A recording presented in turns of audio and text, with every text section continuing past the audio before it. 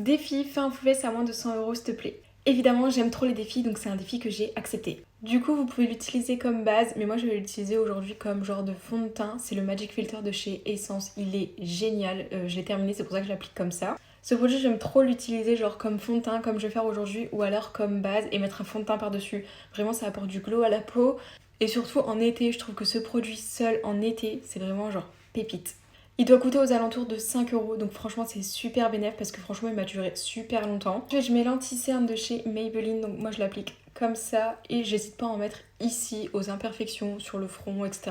Et si vous voulez, moi j'estompe avec mon pinceau que j'ai utilisé du coup pour le Magic Filter pour rajouter un petit peu de couvrance parce que le Magic Filter il en a pas. Et là vous voyez, en termes de couvrance, j'ai l'impression qu'on a bien rattrapé le truc.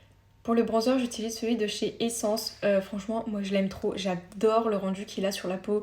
Il a un effet hyper naturel, donc franchement j'aime beaucoup. Regardez le résultat hyper naturel qu'il a. Pour le blush, je vais mettre toujours un de chez Essence et celui-ci il s'adapte au pH de la peau. Donc franchement j'aime trop le concept. C'est pas la première fois que je vous en parle. Moi je les trouve trop bien et vous pouvez même les estomper au doigt. Et pareil, il déplace pas du tout la matière en dessous, donc ça c'est un gros point positif. Pour mon teint, je vais utiliser la mini comme ça de chez Huda Beauty parce que forcément elle coûte moins cher que la grande. C'est dommage qu'on puisse pas ouvrir la poudre pour récupérer les restes parce que là franchement c'est hyper compliqué de sortir la poudre. Pour le blush poudre, je vais utiliser celui de chez NYX. C'est une surprise pour personne, je trouve que c'est des blushs hyper abordables avec une pigmentation de dingue.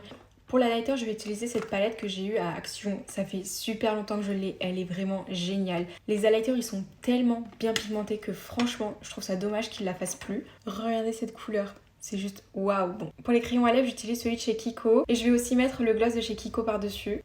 Et voilà. Bisous.